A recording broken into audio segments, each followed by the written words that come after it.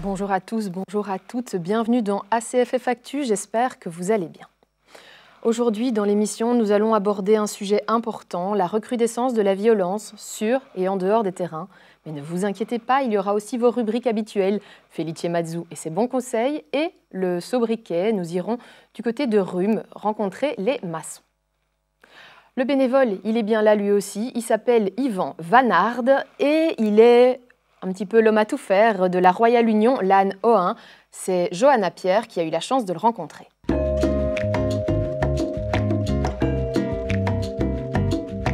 Je m'appelle Yvan, j'ai été entraîneur pendant des années ici au club. Bon, je suis pensionné, donc je travaille un peu bénévolement pour le club. Par exemple, je trace les terrains, je ramasse un peu les poubelles, je fais toutes les petites réparations et ça me plaît énormément, évidemment. Ça fait combien d'années que vous êtes bénévole dans le club? Je faisais déjà quand j'étais entraîneur, donc maintenant ça fait déjà peut-être 3-4 ans. Et sur une semaine, vous pensez que vous passez combien de temps ici? 6-7 heures, 6-7 heures minimum. Hein. En général, je passe tous les jours. Pourquoi vous faites ça? Parce que c'est ma passion, c'est mon club, quoi. Donc, et ce qui est aussi, ça je tiens à le souligner, c'est vraiment un club, que ce soit moi ou n'importe qui a un droit de parole. On a le droit, dans beaucoup de clubs ça ne se passe pas comme ça. Ici on a le droit de dire, tiens, peut-être qu'on devrait faire ça, peut-être qu'on n'est pas d'accord pour ceci. Je ne dis pas qu'ils vont accepter tout le temps, mais ils sont toujours à l'écoute, toujours. Et ça c'est peut-être pour ça que je reste, que je reste si longtemps dans le club. Je crois que le jour où je devrais arrêter,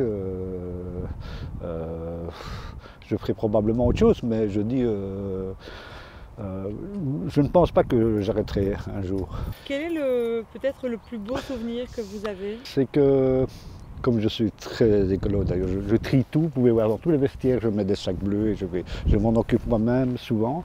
C'est qu'un jour j'ai été faire un tournoi avec mes enfants et que toutes les autres équipes, les parents ramassaient tout. Et j'ai dit à mes parents, ne vous inquiétez pas, les enfants vont tout ramasser, ils vont tout jeter dans la poubelle.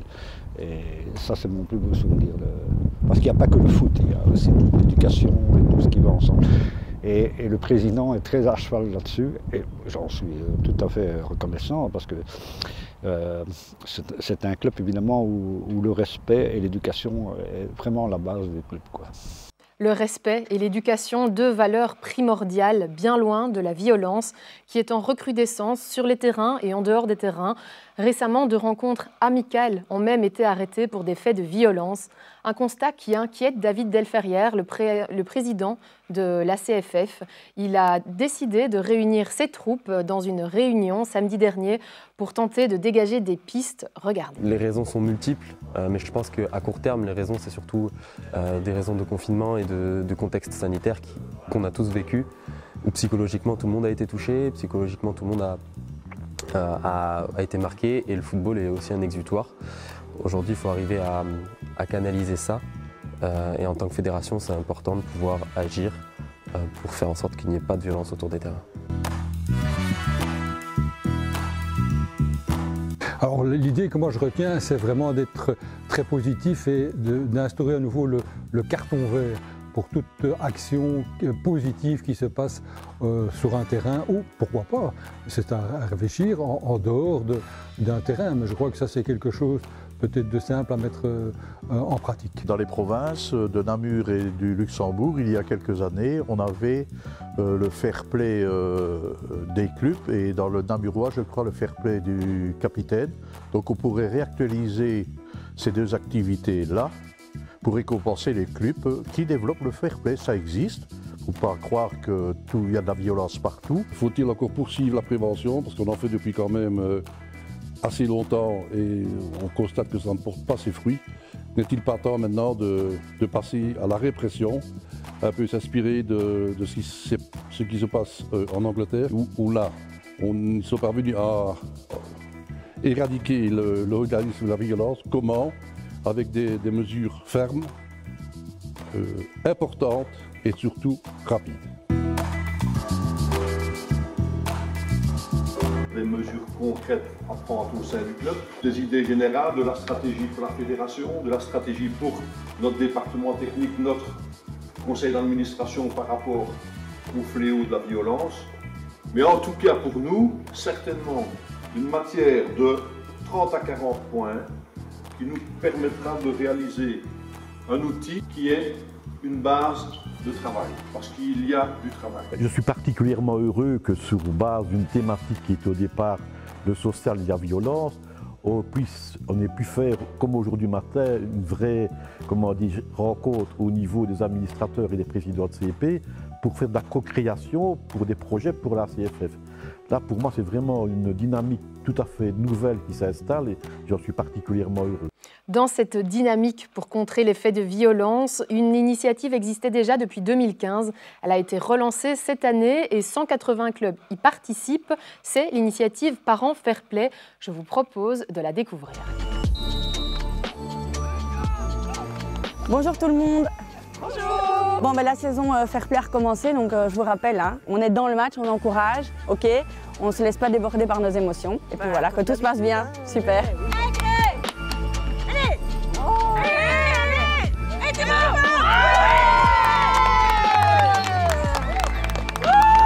Le projet Parents Fair Play Pitch, il a été lancé en 2015-2016 par l'initiative de Thomas Châtel. Et le concept est très simple. Il a pour but de lutter contre les comportements nocifs sur les bords de terrain en responsabilisant les clubs par l'intermédiaire des parents. On a aujourd'hui 2 interlocuteurs importants dans les clubs, les référents Vivons Sport, qui sont les ambassadeurs du Fair Play, qui suivent une formation en début de saison et qui doivent fédérer les parents Fair Play de leur club. Et les parents Fair Play, il peut y en avoir un ou plusieurs par équipe et qui ont pour rôle de faire en sorte que le match se déroule dans les meilleures conditions. C'est important parce qu'il ne faut quand même jamais oublier notre objectif principal, c'est le joueur, c'est les gens qui sont sur le terrain. Et donc ces gens qui sont sur le terrain, si autour d'eux ils ne sont pas dans un environnement où ils peuvent jouer leur match paisiblement, c'est compliqué. L'idée ici, c'était vraiment d'essayer de responsabiliser un parent, connu du groupe, apprécié du groupe, et qui en fait va calmer les ardeurs de certains. J'ai trouvé le projet en lui-même important et surtout nécessaire. Le club est un des premiers à avoir participé au projet. Et donc l'implication, c'est déjà en tout cas d'essayer de trouver un maximum de parents fair play. Donc ça, c'est vraiment très important. Et puis c'est aussi vraiment de donner l'envie aux parents de parfois changer l'attitude au bord du terrain. On a dû intervenir quelques fois, jamais des choses très graves, mais qui peuvent sembler légères et qui peuvent aussi sembler importantes. Un parent qui insulte un jeune, ça arrive, émotionnellement ça arrive. Et donc oui, mon rôle c'est par l'humour à un moment donné d'essayer de détendre l'atmosphère, d'inviter même parfois un parent à aller boire un verre pour un peu calmer l'émotion. Pour être un bon parent fair play, c'est prendre du plaisir à voir son enfant jouer, essayer de vivre ce match au mieux, d'essayer de rester calme, posé et profiter d'un instant, je vais dire, de convivialité. Et je pense que tout parent pourrait être parent fair play en fait. On sait que sur les bords de terrain, c'est pas tout le temps facile et que les parents s'en prennent assez facilement à l'arbitre. Et donc c'est beaucoup plus facile évidemment s'il y a quelqu'un qui sait les gérer. Quand il y a un parent fair play, j'ai jamais eu aucun souci. Alors que c'est vrai que quand il n'y en a pas, c'est plus compliqué. Je trouve que c'est un très bon projet.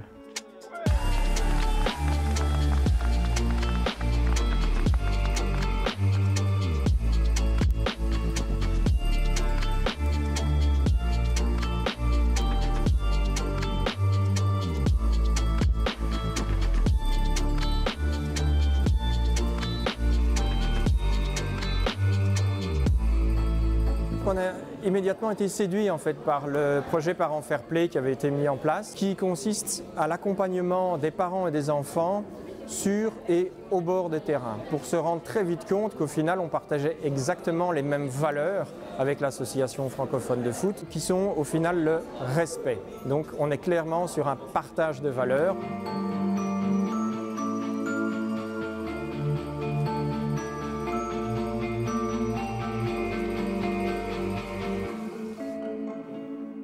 Parents Fair Play, une initiative primordiale et j'ai la chance d'avoir avec moi la personne qui a eu cette super idée, c'est Thomas Châtel. Bonjour Thomas.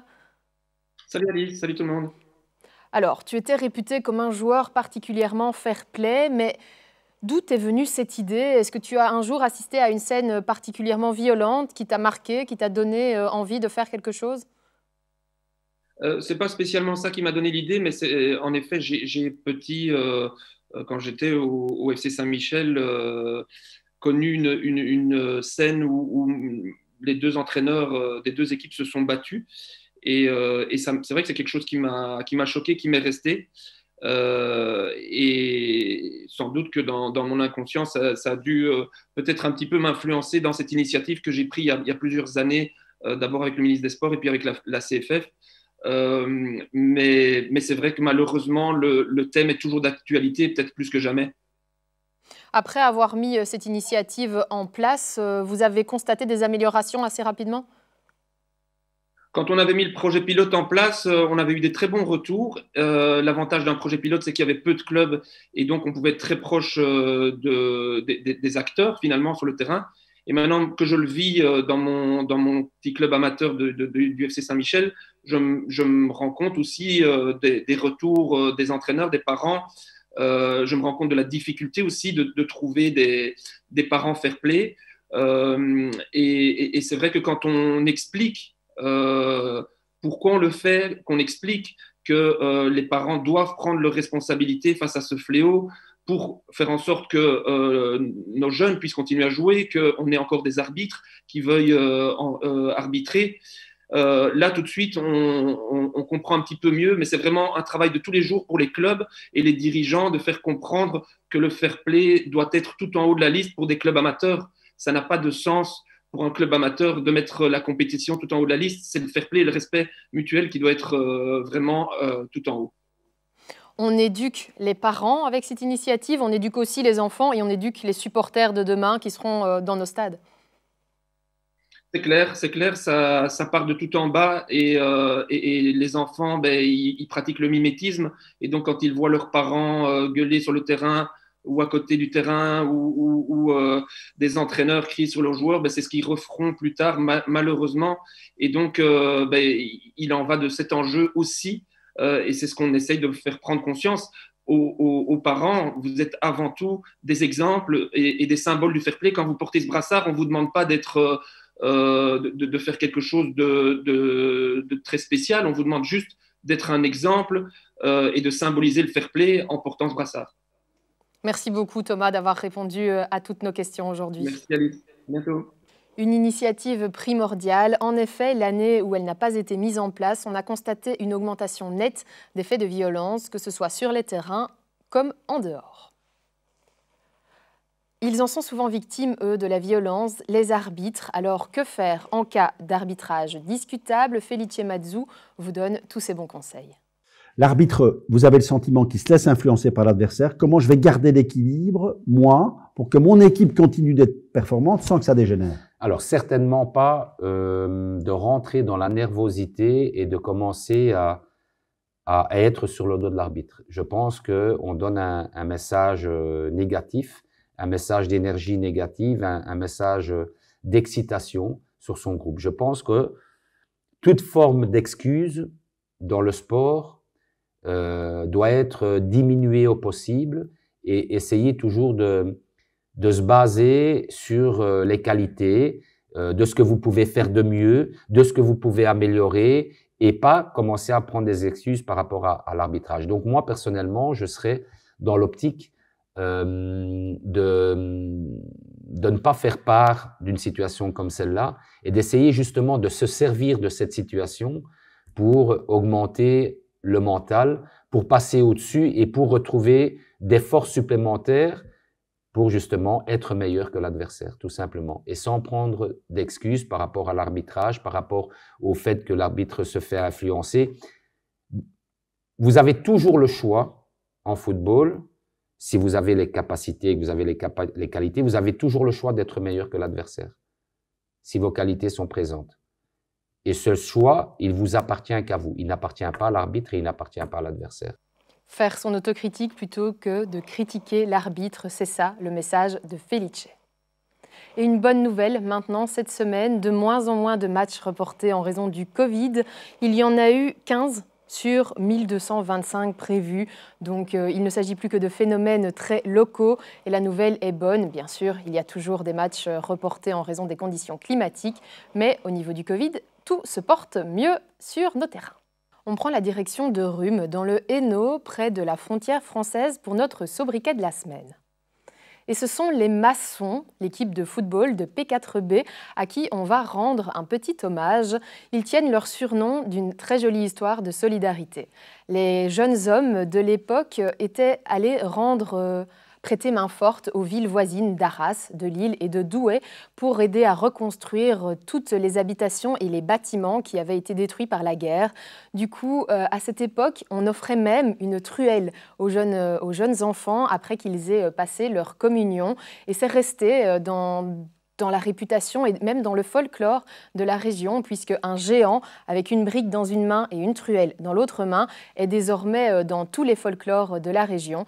Et dans ce club, on perpétue cette très jolie histoire dans un village qui compte encore, pour l'anecdote, beaucoup plus de maçons que dans toutes les communes de Belgique. On va terminer cette émission sur cette jolie histoire. Je vous dis à la semaine prochaine.